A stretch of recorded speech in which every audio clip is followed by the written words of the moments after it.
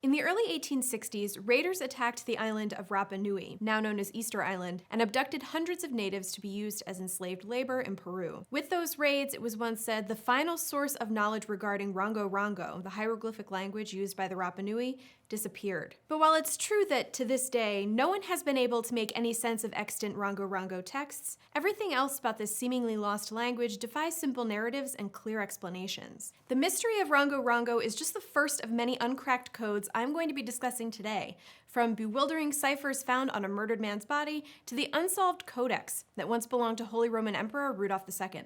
Let's get started.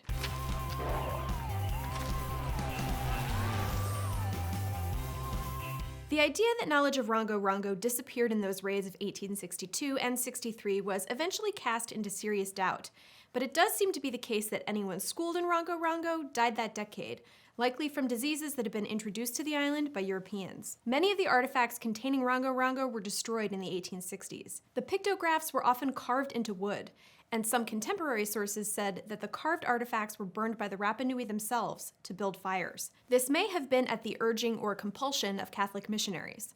Some Rapa Nui said that the evangelizing Europeans warned natives that Rongo was a connection to their so-called heathenism.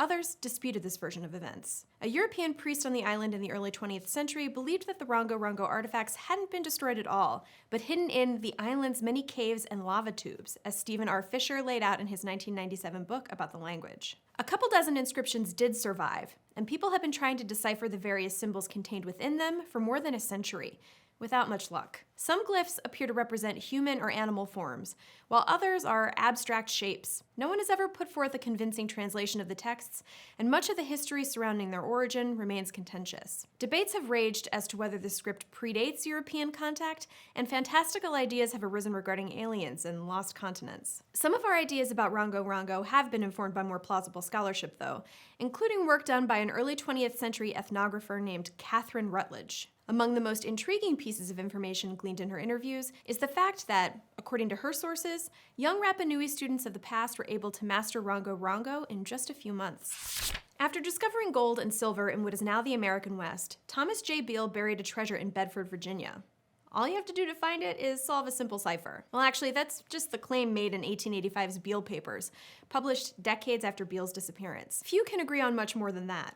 Whether Beale actually even left a treasure, or even the ciphers themselves, is a matter of serious contention. Some historical details about his supposed exploits have been called into question. Beale's purported discovery of silver and gold, for example, doesn't seem to line up with known timelines about other precious metal discoveries. Of course, many Beale cipher enthusiasts have their own idiosyncratic explanations for these apparent inconsistencies. Others believe that, even if the treasure itself is a hoax, the ciphers themselves might represent a real cryptographic challenge that remains to be solved. The cryptanalyst William Friedman summed up the confusion around the Beale ciphers saying, "On Mondays, Wednesdays, and Fridays, I think it is real.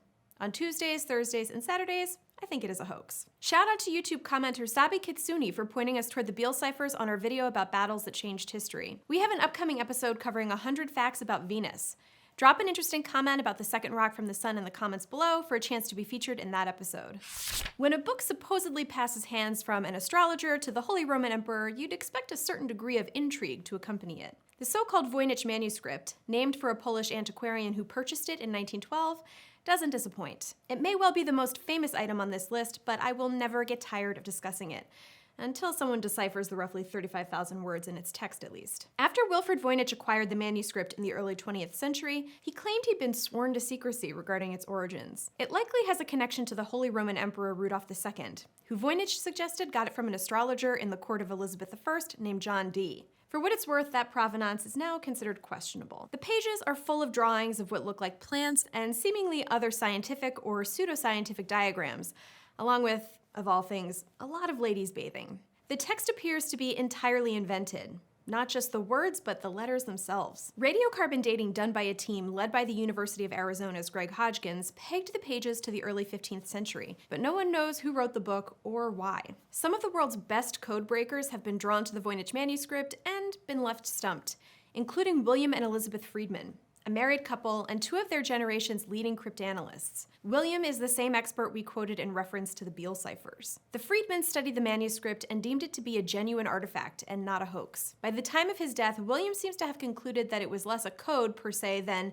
an early attempt to construct an artificial or universal language of the a priori type, a language whose vocabulary isn't based on any existing languages. In the absence of a clear explanation for the text, outlandish theories have proliferated. Voynich himself once said, "When the time comes, I will prove to the world that the black magic of the Middle Ages consisted in discoveries far in advance of 20th century science." The time apparently never came. His dramatic declaration might have just been a bit of showmanship. Still, there are countless theories as to the real meaning of the book. One popular idea actually says that there's no meaning to it at all, that contrary to the Friedmans' analysis, the manuscript was created as some kind of hoax, perhaps to fleece Emperor Rudolph. If you manage to decode the secret meaning of the most mysterious book of all time, do me a favor and drop an English translation in the comments below. Another undeciphered and potentially undecipherable code comes from Edward Elgar. If that name sounds familiar, it's probably because Elgar wrote Pomp and Circumstance, the second most iconic graduation song of all time. Shout out to Vitamin C for having the bravery to star in a music video featuring wistful hacky sack. The Dorabella cipher gets its name from its original recipient, Dora Penny, a friend of Elgar's who was almost 20 years his junior. It consists of a series of what I'm going to call little squiggly things. A number of people have claimed to have cracked Elgar's code, but none of them has been widely declared correct. Tim S. Roberts from the University of Central Queensland in Australia felt that he had come up with a solution, which read, "P.S. Now droop beige weeds set in it. Pure idiocy. One entire bed. Luigi Cucubunna, lovingly tuned Leoto Studio 2. The first half could maybe refer to a gardening project, as Roberts said, but then you get into Luigi Cucubunna and have to buy that Elgar was referencing a certain Italian composer and poking fun at Dora's stutter while discussing gardening.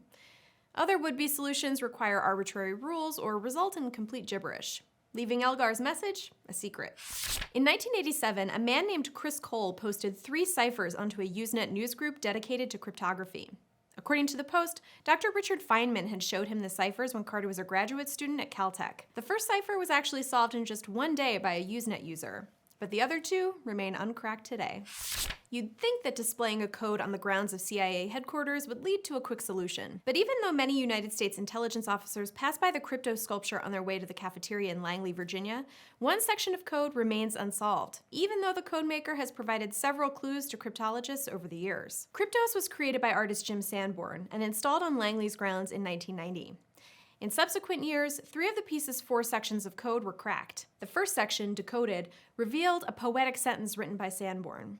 Between subtle shading and the absence of light lies the nuance of occlusion. Sanborn said he included an intentional misspelling of illusion to mix it up, which is how I'm going to explain any typos on Mental Floss from now on. The second section is a rather opaque paragraph that references Langley's coordinates and former CIA head William Webster, who ran the agency when the sculpture was first installed. Section 3 is my personal favorite. It paraphrases Howard Carter's account of discovering King Tut's tomb in 1922. Sanborn has said that the first 3 sections provide a clue to solving the 4th, and has also decoded a few specific words from its text, including Berlin, clock, and northeast. Side note, a season 2 episode of the Kevin James show King of Queens featured a poster of Kryptos as set decoration. If you happen to have a solution to Section 4 of Kryptos and also starred in the Paul Blart movie franchise, please let us know in the comments. In 1948, a man was found dead on Somerton Beach in Australia.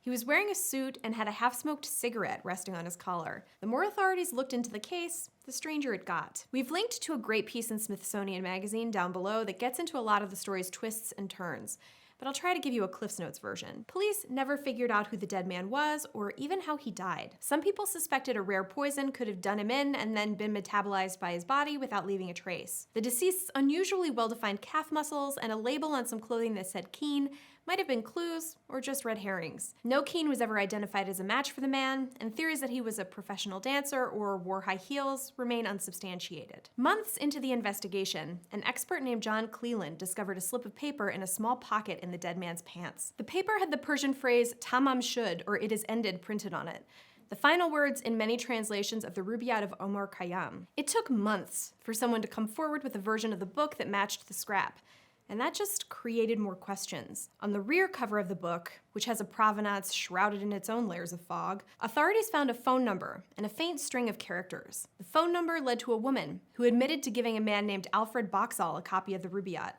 But it turned out Boxall was still alive and still had his copy of the book. Police went back to that mystery string of characters and placed it under ultraviolet light, revealing more letters that appeared to form some kind of cipher. If it is a code, it's never been cracked, and given how limited the letters are, it may never be. Weirdly, no one's ever found another copy of the Rubaiyat that matches the edition found on the dead man's body. And perhaps even weirder, another man was apparently found dead in Australia near a copy of the same poem. There are those who believe the Somerton man died by suicide, and others who think he was murdered for his involvement in some kind of high-stakes espionage. While we may never know the truth, in 2021 the man was exhumed for DNA testing. As of the recording of this video, the results of those tests haven't been released. When the body of Ricky McCormick, a possible homicide victim, was discovered in June 1999, officials found 2 handwritten notes in his pants pockets, consisting of an indecipherable string of letters. McCormick was allegedly functionally illiterate. His mother, Frankie Sparks, said the only thing he could write was his name. He didn't write in no code. But authorities don't believe the notes are meaningless scribblings. They actually released the possible ciphers to the public in 2011 in the hopes that someone might help solve them.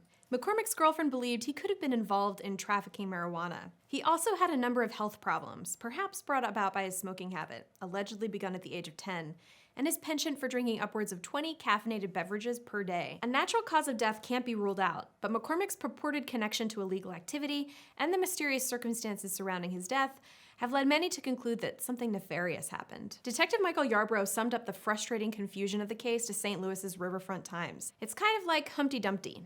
All the pieces are there, but how do you put them back together? Drop your favorite riddle in the comments below. I realize that's only sort of related to the topic of this video, but in my defense, riddles are fun. Thanks for watching.